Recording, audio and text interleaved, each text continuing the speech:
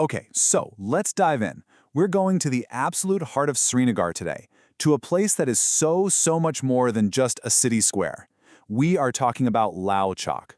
Now, you've probably heard that name on the news, but its real story, well, it's kind of the story of Kashmir itself. It's this incredible mix of commerce, culture, and, yeah, some pretty deep-seated history. And that's not just some fancy tagline, it's the real deal. Lal Chowk is where you can literally feel the pulse of Srinagar. By day, it's all about business. By night, it's where everyone comes to hang out. And all the time, it's just quietly watching history unfold. So come on, let's peel back the layers and really get into what makes this place tick. So, here's our game plan. First, we're going to figure out why it's called the city's heart. Then, we'll do a little time traveling, look at the history it's seen. After that, we'll hit the markets, maybe grab a bite to eat, and then I'll wrap it all up with a practical guide so you can plan your own trip. Sound good? All right, let's jump right into it. What makes Lal Chowk the actual center of Srinagar? I mean, it goes way beyond just being a spot on a map. It's really about what this place represents.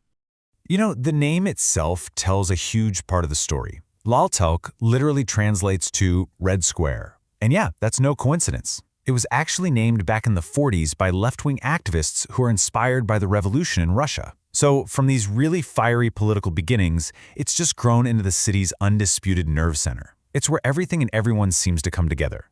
And right in the middle of it all, you've got this, the Ghanta Ghar, or the clock tower. It was built in 1980, and believe me, it's seen it all. It's not just there to tell time, it's a symbol. Man, if that tower could talk, it's watched over decades of change, celebration, and serious turmoil, which is why it's probably the most iconic landmark in the whole city. But here's the cool thing about Lal Chowk. It has this complete double life. During the day, it is a whirlwind. You've got markets buzzing, shops overflowing, it's chaotic in the best way. But then, as the sun goes down, it's like a switch flips. The whole vibe changes. The lights flicker on, families come out for a stroll, tourists are everywhere, and it becomes what a lot of people call the Mall Road of Kashmir. It's just a place to be. And you know, because so many people have always gathered here, its history is just incredibly potent. Lal Chowk has never just been a background detail. No way. It has always been the main stage for some of Kashmir's most critical moments. And look, this timeline here, it's not just a history lesson. It's like the biography of this square. It all starts in 1948, when India's first Prime Minister, Jawaharlal Nehru, stood right here and made this historic promise of a referendum. Fast forward a few decades, the clock tower goes up. Then, in '92, that same tower becomes the site of a really controversial flag hoisting that just ramped up all the political tension. The square has seen real tragedy too, like a massive fire in '93, and it's still center stage. Just in 2023, it was the final stop for a major political march. Every single one of these moments is etched right into the pavement here. And speaking of powerful moments, you have to hear this. This is a Persian couplet, spoken right here by Sheikh Abdullah, the first elected Prime Minister of Jammu and Kashmir.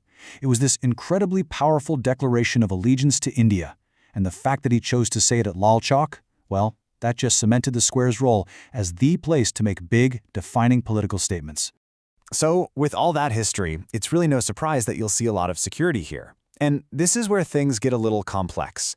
On one hand, for tourists and for officials, it's seen as totally necessary for safety. It's a reassurance. But, on the other hand, for some of the folks who live here, it can feel a bit much. Kind of like a constant reminder of the tensions just under the surface. It's this ongoing balancing act between security and just, a desire for normal life. Okay, let's shift gears for a minute. Enough of the heavy stuff. Beyond all the history, Lal Chowk is, at its core, just a massive, bustling marketplace. It's an absolute paradise for anyone who loves to shop.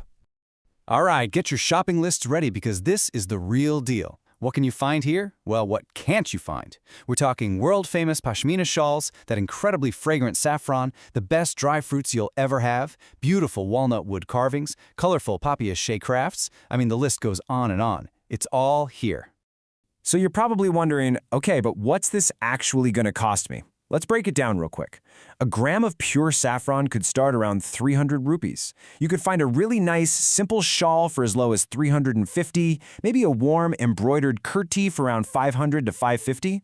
Now, of course, these are just starting points, but it gives you a good ballpark idea of the kind of deals you can find. But if you really want to shop like a local, I'm going to let you in on a few secrets. First, get off the main road. Dive into those little side alleys, places like Makkah Market. That's where you'll find wholesale prices. Second, and this is important, bargain. It's totally expected. It's part of the culture. Third, just be a smart shopper. Check for authenticity, especially if you're buying something expensive like a pashmina.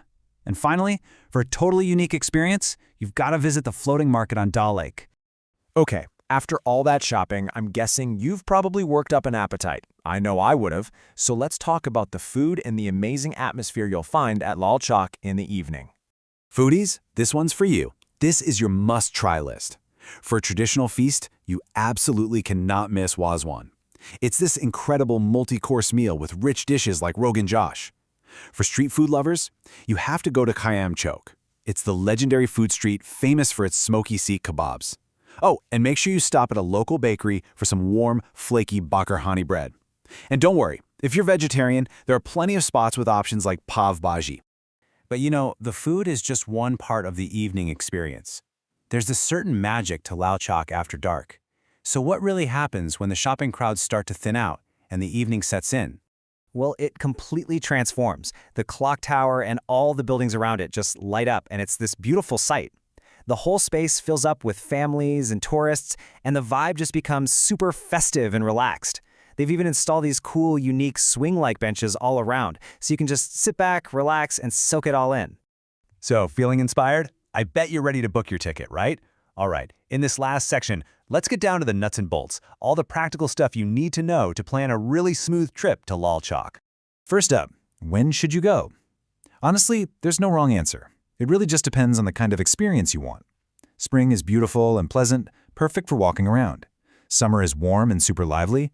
And winter? Yeah, it's chilly, but it can be absolutely magical, especially if you get a little snow. Okay, logistics. How do you get there? Well, if you're staying near the popular Dal Lake area, it's a piece of cake. You can walk, it's only about 2 kilometers.